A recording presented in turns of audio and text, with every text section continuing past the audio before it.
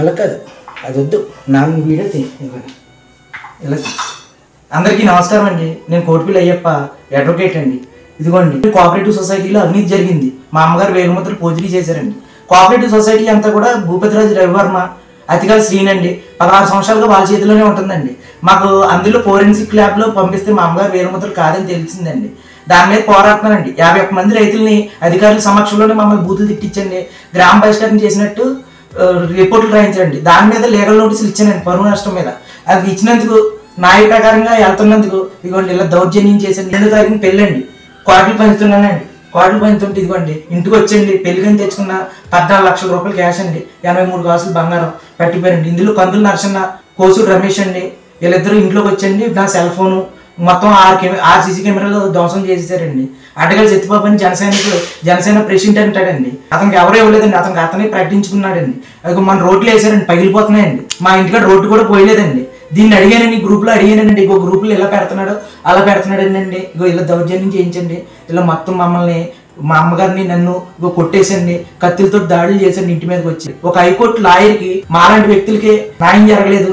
ఒక 51 ఎంక్వైరీ వేయమని లెటర్లు పెట్టినందుకండి మమ్మల్ని ఇంత దొర్జేగా చేసేసండి, మొత్తం అన్ని నాశనం చేసేసారండి. మాకు న్యాయం చేయండి. పవన్ కళ్యాణ్ గారిని అలాగే ముఖ్యమంత్రి చంద్రబాబు గారిని, నారా లోకేష్ గారిని మేము కోరుతున్నది ఒకటండి. ఎన్నో సంవత్సరాలుగా టీడీపీ జనసేన పార్టీల్లో మేము పనిచేయడం జరిగిందండి.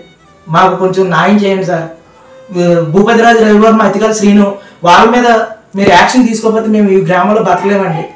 తక్షణమే వాళ్ళని అరెస్ట్ చేయాలండి. దుశ్చర్య అంతా చేయించింది భూపతిరాజు రవివర్మ అండి. నేను అతని సమక్షంలోనే వేణుగోపాల స్వామి గుడిలో మీటింగ్ పెట్టండి. తుమ్మూరు కుమారు అలాగే అడ్డగల్ శ్రీరామూర్తిని ఇంటికి పంపించండి. దౌర్జన్యం అంతా చేయించారండి. మాకు రక్షణ లేదండి.